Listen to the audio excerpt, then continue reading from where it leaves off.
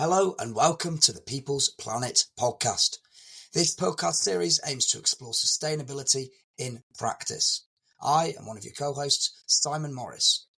And I'm Usman Sikander. Hi, and I'm Marcel Batson-Warner. So tonight we're going to be chatting with Usman, and he's going to tell us all about his journey into sustainability.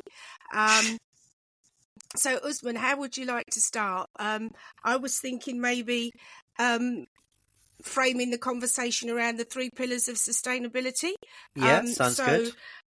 Should we go with environmental impact? Yeah, I think that's a great start. So, in terms of sustainability,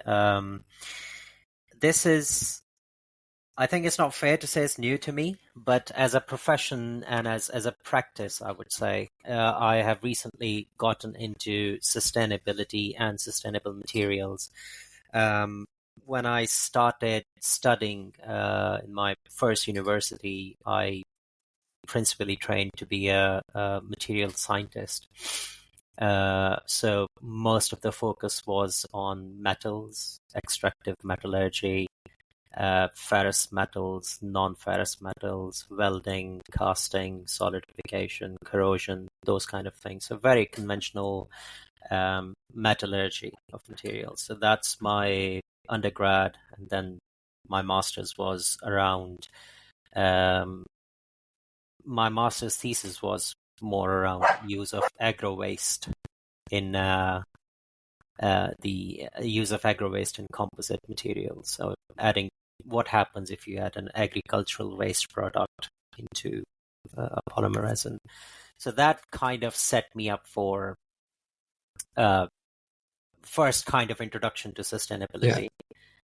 And then I moved to UK to study, to do a PhD in advanced composites. So that piece of work was not related to sustainability. It was more towards kind of semi-structural kind of applications of composites. But then after fast forward 6 years, here now today, it's more about developing sustainable materials, specifically for some rail and aerospace markets. With the idea being replacing the existing materials which are toxic to humans or users, which are toxic to environment, and are very difficult to process as well. So that's the kind of a journey I've been on, from very conventional metals to, study of metals to study of polymers and biopolymers now. Bio-based polymers, I should say. So did you find at any point during your education there was ever sort of a consideration or a mention of the environment during that undergrad and master's stage, or was it more of an afterthought? Obviously, due to what you were learning, it wouldn't have been high on the agenda. But was it really just an after conversation in the pub after lectures, rather than there discussed at the centre of the syllabus?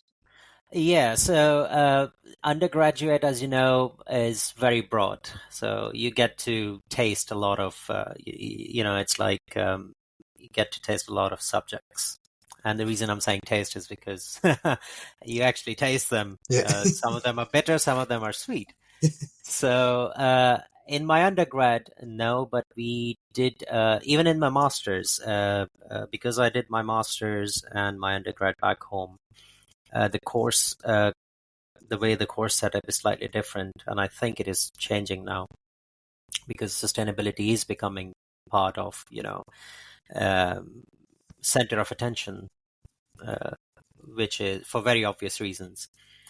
And even in my PhD coursework, we did study some natural materials, biomimetics, things like that. But I think this has really started picking up because a lot of, I know from one of the UK 2050 vision, there are plans to launch a lightweighting degree, undergraduate level degree in lightweighting. So I think from coursework perspective, it's shifting. You see a lot of innovation regards to sustainability in research projects, even back home. For example, a lot of people, a rice husk is one of the biggest agricultural wastes where I come from. So a lot of work has been done to use rice husk ash or fly ash, process it, and then add it to polymers to see if their properties enhance or if they can become a viable product to sell. That's really interesting, Usman. It's interesting that you highlight the sort of steps that research is now taking towards biocomposites, towards sort of materials and sustainability. Do you still feel that there is a disconnect between research and then, say, practical application? And taking it one step further, do you think that your job currently in your project is hopefully bridging some part of that gap? Yes and yes, because there is quite a big gap, I would say, in terms of what sustainability is on paper and what sustainability is in practice. And one of the things I wanted to be a part of this podcast was to talk about this. So from a university or course perspective, without representing any university, my general thought, because I've been to 3 different universities, I think we can do a lot more in terms of not only incorporating sustainability, but practicing as well. So it's as simple as designing or instilling that kind of thought into students who are studying that. If you're designing a product, think about packaging, think about how it is going to be delivered, where it is going to be sourced, who is going to use it.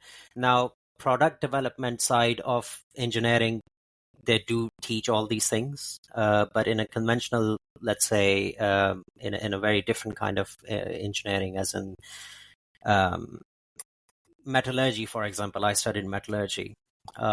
It's still something that we don't really, as far as I know up to now, things might have changed. It's not there. Second thing, in industry and in the crossover between academia and industry, it's actually quite hard to get your point across in terms of telling your customers about the benefits of using bio-based materials, or let's scrap bio-based materials, let's talk about sustainable materials, for example. And they're right too, because as a customer, you would want to have a product that qualifies for certain properties, certain certifications, and certain manufacturing processes. So you don't want to change everything right away. You want to see the proof. So I think in my current role, this is one of the key elements, where developing the materials is one element, and then educating ourselves and everyone who is going to use the product is another part. So I have started working with some suppliers now to talk about discussions around, databases for LCA, life cycle assessment. It's a huge issue at the moment, not only because the data is limited, but also there are a lot of IP issues. So that's what I'm hoping to contribute a little bit towards, however I can to improve this situation. On that point, Usman, I'm going to jump to people and the whole social side, because I'm interested to hear more about your thoughts about people power in terms of sustainability. Yes, we've got the products and the choice of materials, but tell us a bit more about your thoughts in terms of the role that people and their thought processes and their thinking and behaviour have to play in sustainability, if you would. Yeah, I think this is a very interesting question, and it's also a very difficult question to answer, because, people are individuals, and individuals are very different from each other. So I think in terms of the thought process of the people, it really depends where you're looking. So, for example, if you look at the left side of the world, sustainability is becoming more and more important. People are getting aware of the climate change issues, the 1.5 degree Celsius line. in everything, packaging, for example, Simon would know a lot about that. Materials, processes, automotive industry, your industry, lighting industry, and everything. But on the right hand side, I think there's more to be done because a lot of production happens on the right hand side. That's where the big powerhouses are. That's where the big manufacturing places are. So I think there is a lot more to be done. I don't know how to get there, but I think this podcast and I was just about to say, by being a part of this podcast, you're doing your bit, to create awareness. Because I think that people, to some extent, not to say they're ignorant, but they're unaware, of what is possible and what still can be done. You see, sustainability is an expensive business.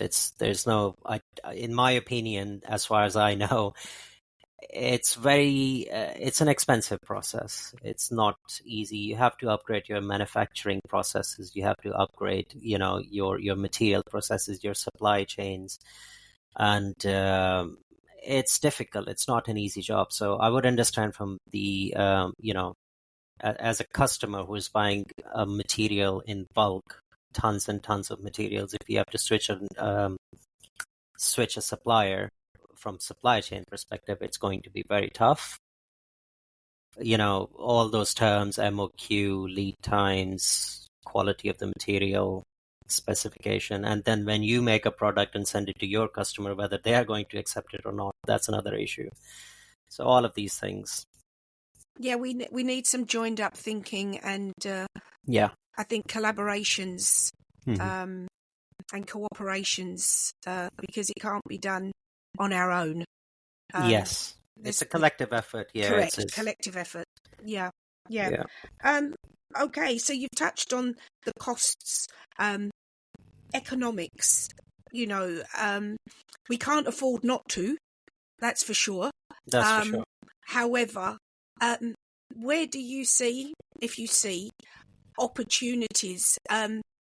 Because I think people get distracted by cost and miss out value.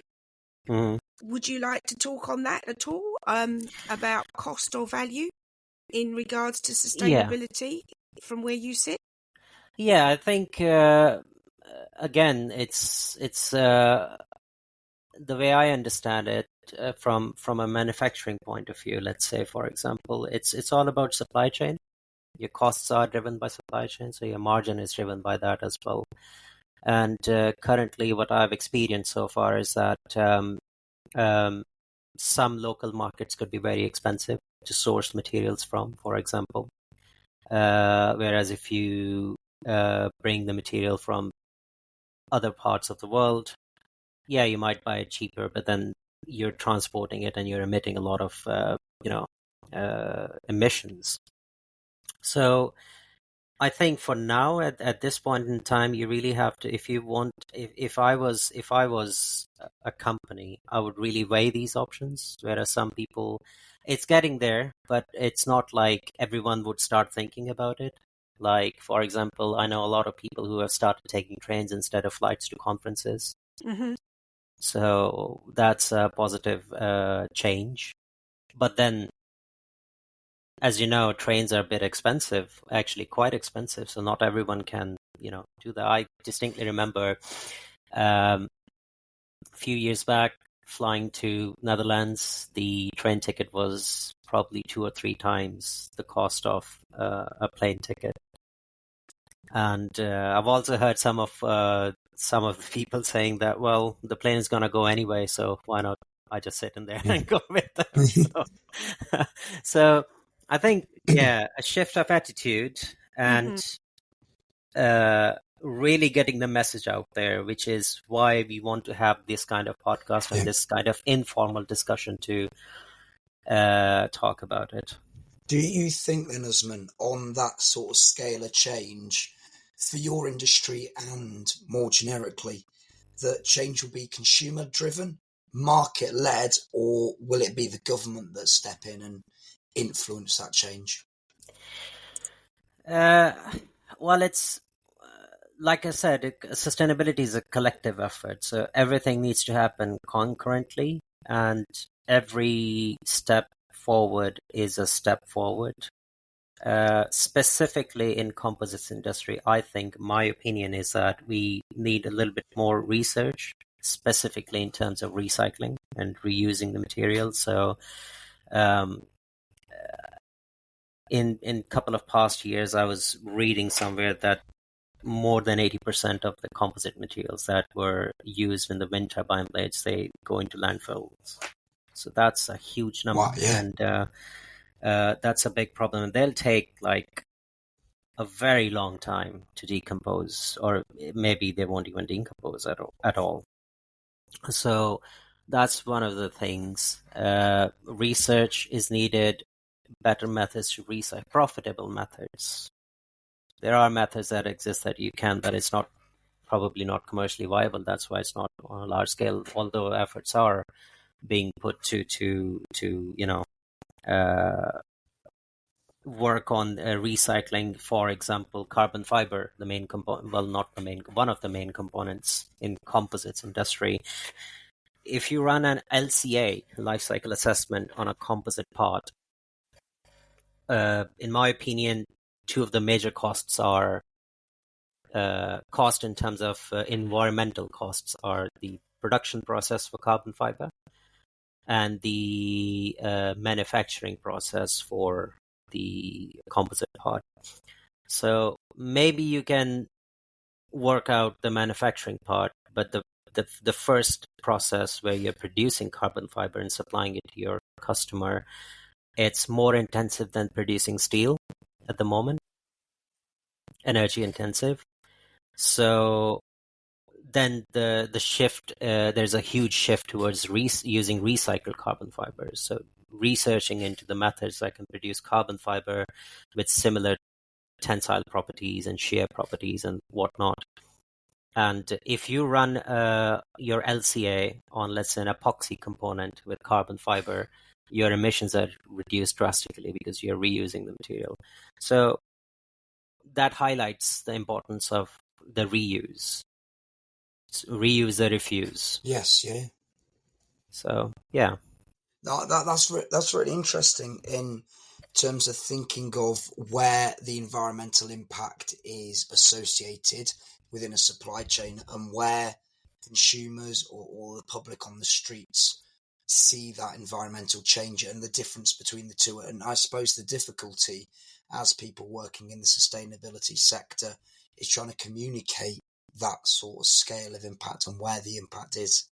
Going back to a point you mentioned earlier, Usman, you were talking about toxic materials, and I assume in composites there's a lot of elements on there. And as we know, the sort of biggest area of environmental impact that is discussed is associated with greenhouse gases and their global warming.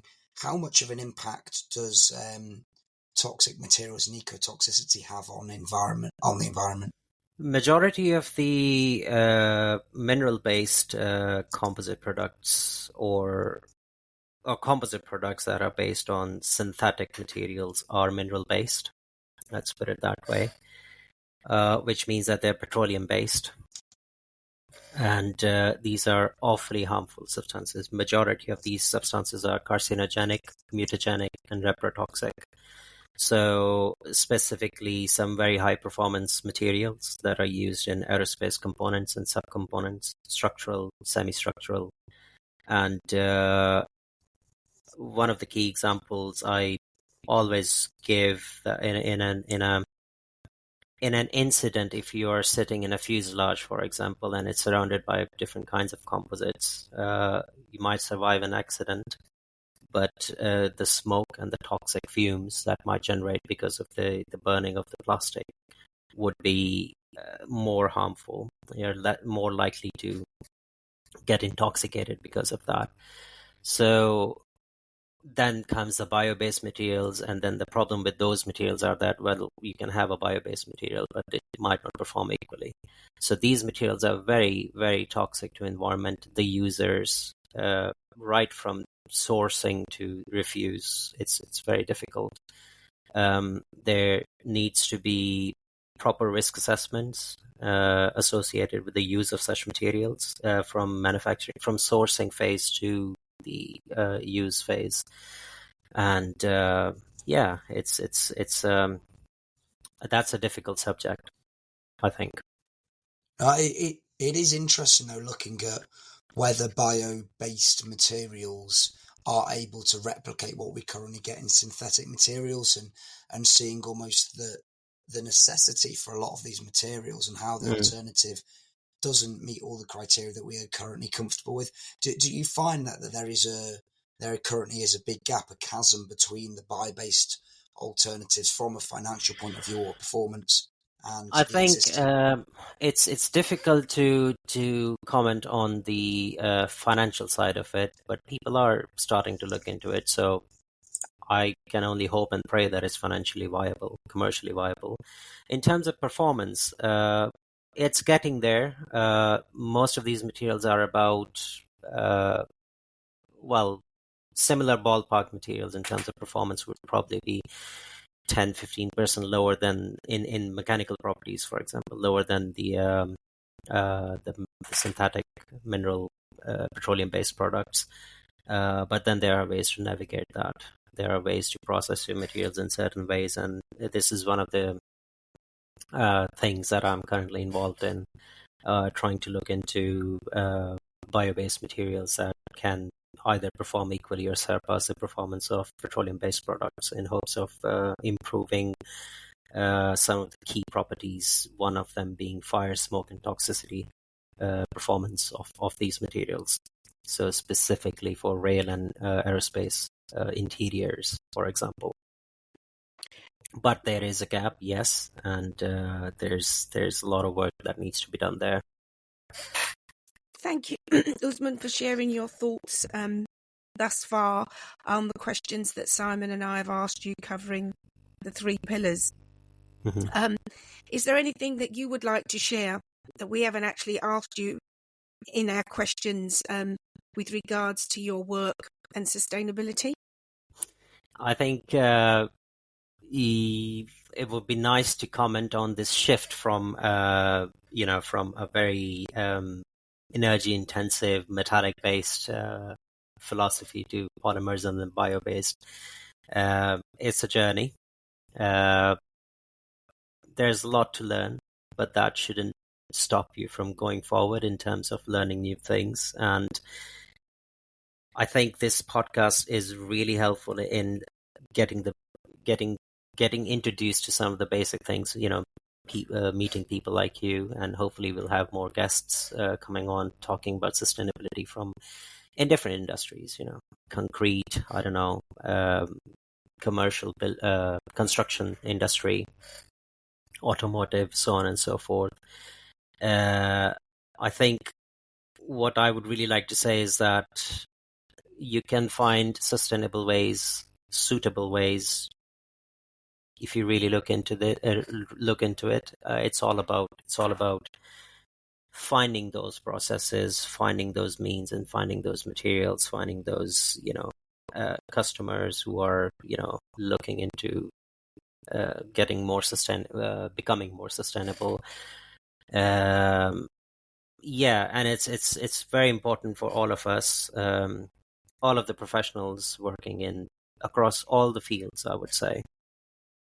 For example, I was looking at this LinkedIn post the other day, and someone posted a picture that really kind of moved me, because I never thought that way, although, I do work in sustainability. So the person who posted, it was a picture of, I think it was some kind of a rod, a very thin rod, metallic rod, steel rod maybe.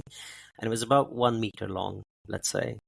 But the packaging it came in was about 2 meter or 3 meters long, something like that. I don't have the exact numbers.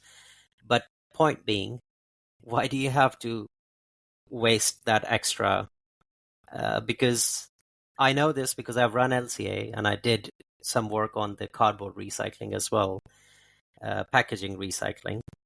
And if you can minimize that, you can really minimize a lot of your emissions associated with your product, because you're not just using and refusing it, you're sourcing it as well. So those resources are limited because it's a paper-based product, so it has to come from, deforestation, unfortunately. I think that highlights a really good point there, Usman, in terms of a lot of sustainability things, and hopefully this will be discussed going forward with the people that we have on.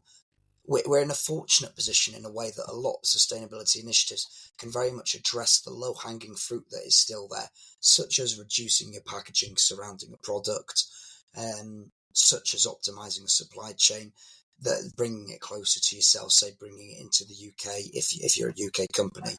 Finding hotspots, turning off the lights, Very, very much so. The small things. sustainability at the moment is the small things, and it's the low-hanging fruit that we can take that will make a massive difference.